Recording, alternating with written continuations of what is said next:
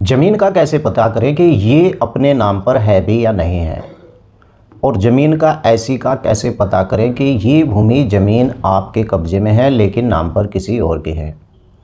आइए आज की इसी वीडियो में हम जानकारी करेंगे कि अगर आप भी इस प्रकार की किसी भूमि के ऊपर मकान बनाए हुए हैं और आपको इस बात की जानकारी नहीं है कि ये भूमि आखिर किस प्रकार की भूमि है,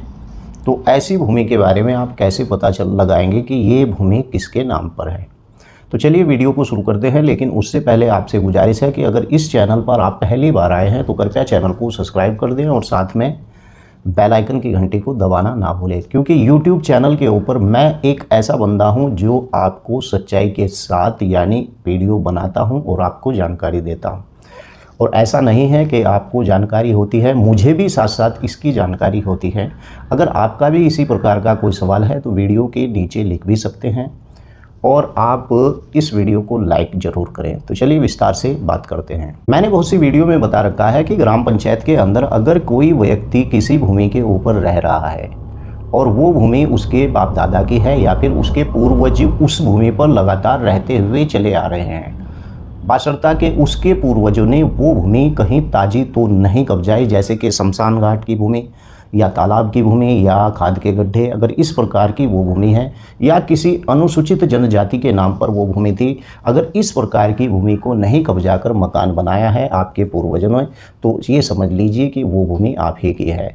अगर ग्राम पंचायत के दायरे में, अगर ग्राम की आबादी के दायरे में कोई भी भूमि है और उस पर उसके बाप दादा रहते हुए चले आ रहे हैं, तो ये भी नियम है कि वो भूमि उन्हीं लोगों की मानी जाएगी जिस भूमि के ऊपर उनके पूर्वज रियाज करते चले आ रहे हैं, यानी रहते चले आ रहे हैं। ऐसा होता था कि कुछ गांव के अंदर लोग होते थे, वो लोग जब अपनी भूमि के ऊपर जिस पर वो मकान बनाए हुए थे तो बैंकों में जाते थे और उन्हें लोन की आवश्यकता होती थी कि उन्हें मकान बनाने के लिए लोन की आवश्यकता होती थी, लेकिन उन्हें यह कह दिया जाता था कि आपके इस मकान की रजिस्ट्री नहीं है, रजिस्ट्री के बगैर बैंक आपको लोन नहीं दे सकता है। लेकिन नियम यह है कि अगर आपके पूर्वज उस भूमि पर रहते हुए चले आ रहे हैं तो वो भूमि आपकी ही है और आपके ही पूर्वजों के नाम पर वो भूमि हो सकती है। क्योंकि अगर आपको लगता है कि आपके पूर्वजों की भूमि है और वो भूमि अभी तक आपको ये नहीं पता है कि किसके नाम पर है, आबादी के बीच में वो भूमि है, तो ऐसे में आपको उस भूमि को ताज़ा रिमांड कर लेना चाहिए। अगर वो भूमि है तो अपने पिता या फिर आपका पिता किसी बेटे के नाम या बराबर बेटे के नाम उसकी रजिस्ट्री करते तो वो एक रजिस्ट्री के दायरे में आ जाएगी, और रजिस्ट्री के जब दायरे में आ जाएगी तो सीधा ये सवाल हो जाएगा कि ये भूमि आप ही की ही भूमि है। 30 साल रिकॉर्ड का यानी कि करंट रहता है। 30 साल के बाद 40 साल, 50 साल, 100 साल जो रिकॉर्ड होता है जिसके अंदर पूरा ब्यौरा होता है ये भूमि किसकी होती है, उसकी कोई मान्यता नहीं होती है। बस ये पता लगाया जा सकता है कि वास्तव में ये भूमि पहले किस व्यक्ति की थी, उस भूमि से कैसे ये आपके फादर पर आई, आपके गॉडफादर पर आई। इस प्रकार से जितने भी आपके फादर थे, जो पिता थे, पूर्वज थे, पैतृक संपत्ति हो या फिर अपनी निजी संपत्ति हो या फिर उन्होंने वो संपत्ति किसी से ली हो, तो उससे 100 साल या 30 साल के बाद यानी 40 साल 50 साल से ये पता लगाया जा सकता है कि ये भूमि वास्तव में पहले किसकी भूमि थी और अब ये किसकी भूमि है। अगर ग्राम पंचायत के अंदर इसी प्रकार की भूमि है तो ये समझ लीजिए कि वो भूमि आपकी ही भूमि है, क्योंकि अगर आपके पूर्वज उस भूमि पे पहले से ही रियाज करते चले आ रहे हैं तो समझ लीजिए कि वो भूमि आपकी ही भूमि हो सकती है। अब बात करते हैं कि ज़मीन आखिर कैसे पता करें कि ये आपके नाम पर है। अगर करंट की भूमि देखें तो आप अपनी तहसील या फिर वहाँ पर जाइए भू राजस्व यानी विभाग के अंदर, और वहाँ पर कंप्यूटर के आधार पर आप खतौनी के आधार पर या फिर घर बैठे उस वेबसाइट से आप चेक कर सकते हैं कि करंट में ये भूमि किसके नाम है, या फिर उसका नक्शा उत्तर प्रदेश के अंदर आप उसका नक्शा भी देख सकते हैं कि इस भूमि की क्या पैमाइश है, ये भूमि किस प्रकार की भूमि है। एक आदमी का सवाल था, एक दोस्त का जो मेरा व्यूवर था, उसने बताया कि अकरम भाई ये कैसे पता करें हम उत्तर प्रदेश में कि ये भूमि किस प्रकार की भूमि है, क्या ये आबादी की भूमि है, क्या ये तालाब की भूमि है, क्या ये किसी और काम के लाए जाने वाली भूमि है। तो मैं आपको बता दूं कि आप उत्तर प्रदेश की भू राजस्व वेबसाइट पर जाकर अपनी भूमि का खसरा नंबर डालकर इस बात की जानकारी कर सकते हैं कि पहले ये भूमि किस प्रकार की भूमि थी या अब करंट के अंदर ये किस प्रकार की भूमि है। कुछ लोग ऐसी ही भूमि या आबादी की समझ लेते हैं और वो भूमि यानी तालाब की होती है और उस पर कब्जा कर मकान बना लेते हैं।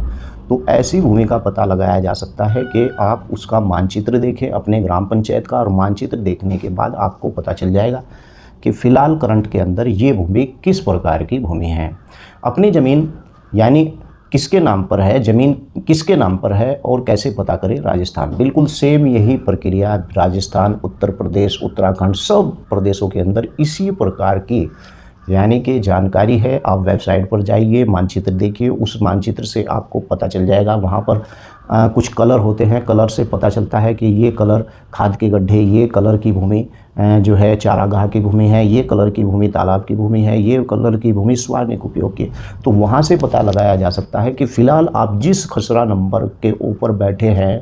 वो भूमि आखिर किस प्रकार की भूमि है। अगर आप इस प्रकार की भूमि, मान लीजिए कोई व्यक्ति आपको मकान बेच रहा है और उसे इस बात का पता है कि ये भूमि तालाब की भूमि है और आपको उसकी जानकारी नहीं है, तो आप उसका खसरा नंबर चेक कर मानचित्र पर जाकर ये देख सकते हैं कि ये भूमि आखिर किस प्रकार की भूमि है और कहीं ये व्यक्ति आपको मकान बेचकर फंदे में तो नहीं फंसा रहा है। तो इसी प्रकार से ज़मीन किसके नाम पर है ये कैसे पता कर सकते हैं, और ऐसे ही किसके नाम पर ये ज़मीन है कैसे पता करें। यानी कि आप मानचित्र के आधार पर वेबसाइट पर जाकर किसी लेखपाल की आपको ज़रूरत भी नहीं पड़ेगी और आप आसानी से इस प्रकार से उस भूमि को चेक कर पाएंगे कि आखिर भूमि किसकी भूमि है। तो मैंने आज की इस वीडियो में आपको विस्तार से बताया है कि अगर आपको आपका